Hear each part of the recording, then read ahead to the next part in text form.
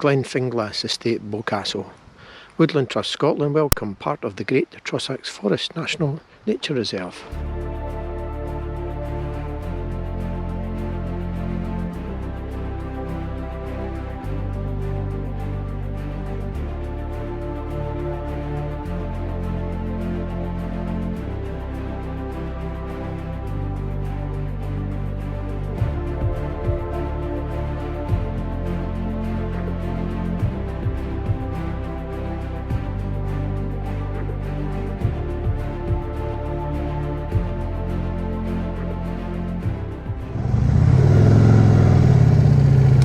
Now, I'm just going to make a little diversion from the road up to Kilmahog because on the Duke's Pass between Aberfoyle and Kilmahog is a place called Loch Katrine on the Trossachs Pier.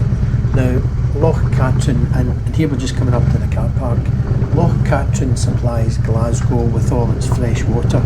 And this is a very popular place with tourists to come up and around. You can cycle round Loch Katrine. There's a cafe at the far end, and what we'll do is, you can see from camper vans here, it's a really popular place with tourists. So what we'll do is we'll park here, we'll walk over to the loch, and I'll tell you a wee bit about the place and the various people that are associated with it. So let me just park this thing up here, and we shall do a little tour of the loch.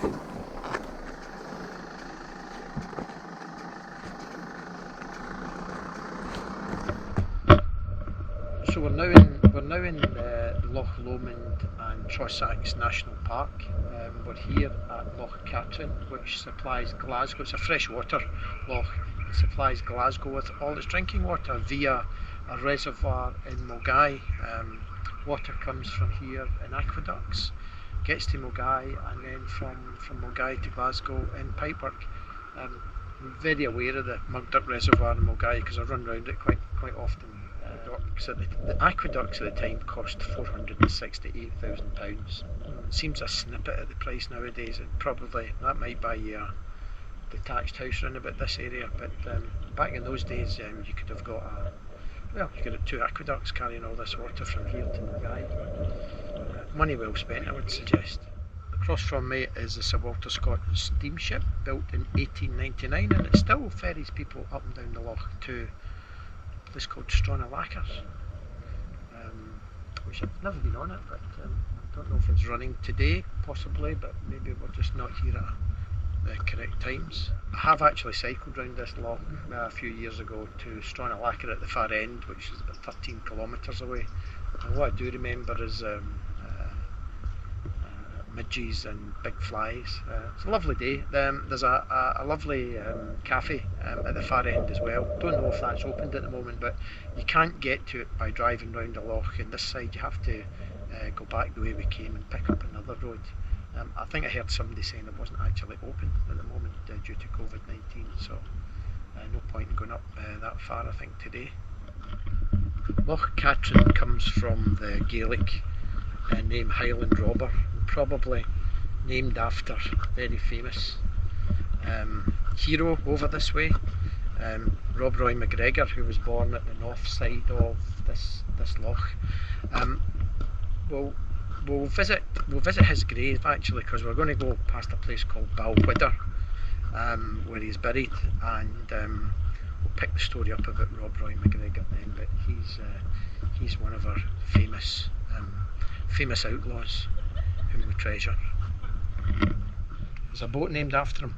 Saying that, there's also a walk named after him called the Rob Roy Way.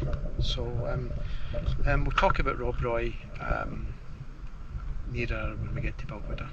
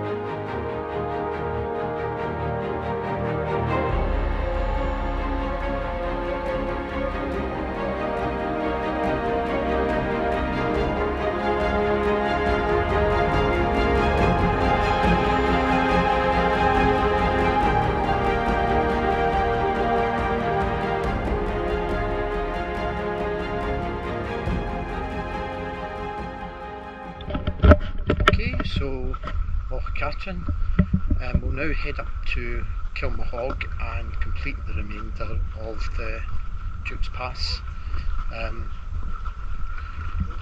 As far as Kilmahog goes, there is a wee thing that I'd like to show you, so when we get there we can park up there and do a wee walk up the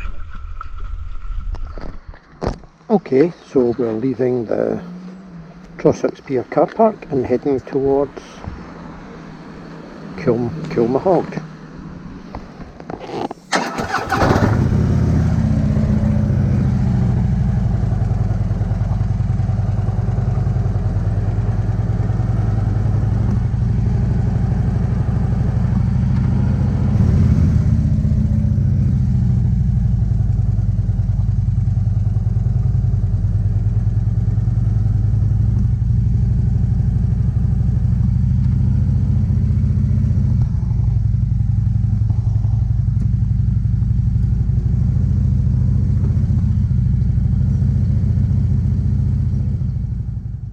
We're now just arrived at Kilmahog, and there's something I want to show you here as well. So we'll head up there now before heading on to Calendar. We'll go through Calendar after this, so I'll show you a bit of Calendar, and then we'll head on to Killin after that.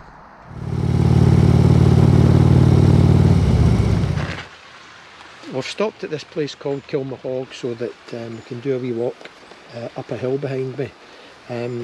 There is a large rock deposited there from a prehistoric glacier, which is supposedly well worth seeing. Why not take this opportunity and we'll go and have a wee wander up there and see what we can see.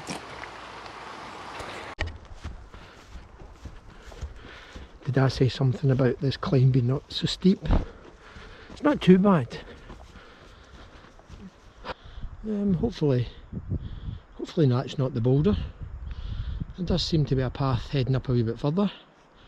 Go and see what else is there. This is a view over Calendar. That's Calendar over there. And hopefully over here, there we go. Now it looks as though I see a rock before me. It's coming up now. Now hopefully just ahead of us we should come across a massive rock which was deposited by a prehistoric glacier. And hopefully over here, there we go. Now it looks as though I see a rock before me. Now, how's that?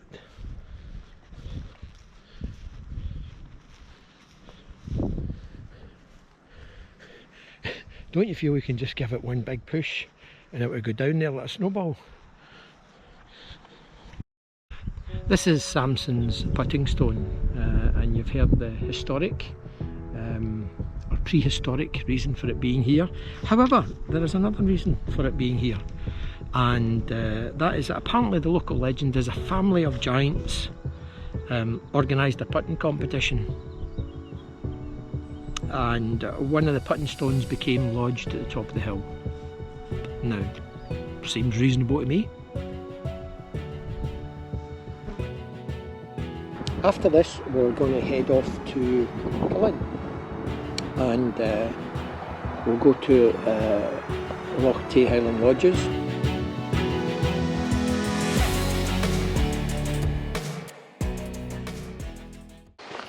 And here we are back again.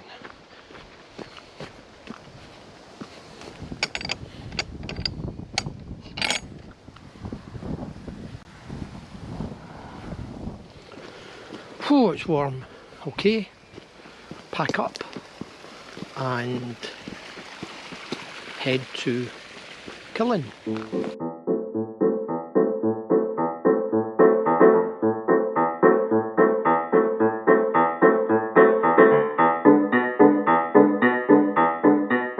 Okay, we're just turning into Calendar High Street now. Calendar is considered the gateway to Loch Lomond in the Trossachs National Park, and the town is very popular with walkers and cyclists.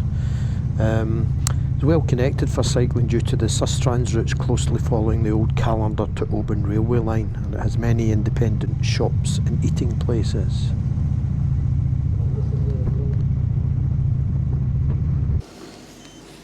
Okay, we're stopped for a coffee break At a place called the Broch Cafe. You've maybe seen it in the background there. Highly recommended. Go for the square size sausage and morning roll. I would definitely recommend it. But to me this morning it's egg and what they term a tatty scone or a potato scone. So looking forward to that, and we'll see you in the Broch. Here I am, sitting at the Broch Cafe with my cup of tea and egg and potato scone. Highly recommended actually. Anyway, bon appetit. The good thing about Rob Roy was he was distrusted by both sides. During the Jacobite Rebellion, he plundered both sides equally. So a bit like a Robin Hood, but stole from everyone for probably for his own benefit. So what did Rob Roy do that made him so famous and infamous and outlaw? Well, basically cattle stealing and blackmail. But that was deemed quite an honourable pastime in those days, not like today. Not that there's much cattle stealing up here, to be fair. He died at Balquidder in 1734, and what we'll do is we'll head up to Balquidder and we'll have a look at his grave.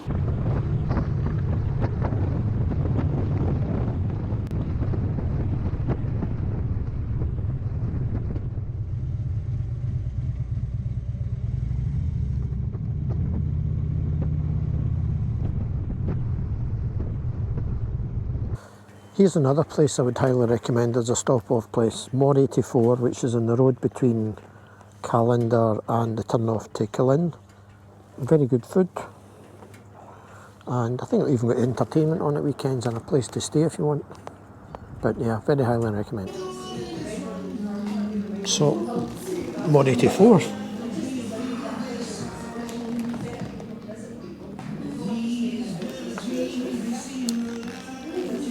Quiet today, and we're going to head down to Balquidder and we'll visit Rob Roy's grave.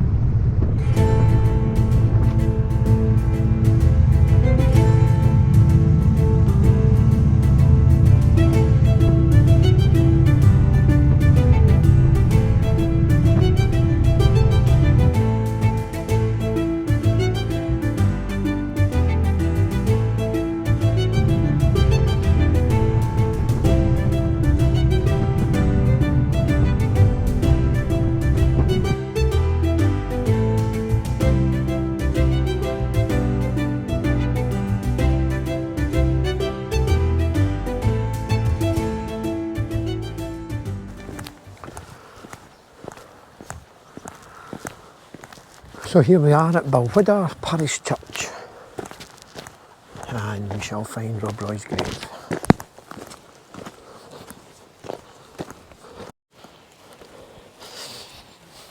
I've been here before, so I know where it is, and it's here.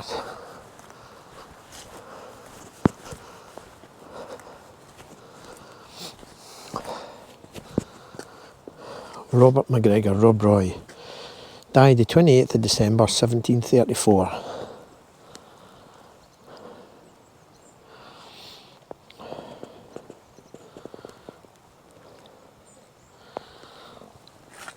So there you are.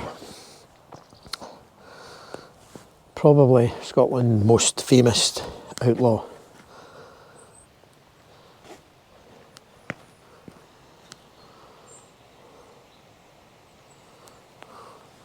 Okay, so we'll now head over, we're in Balquidder, we'll head up to Killin now. I'm going to stop at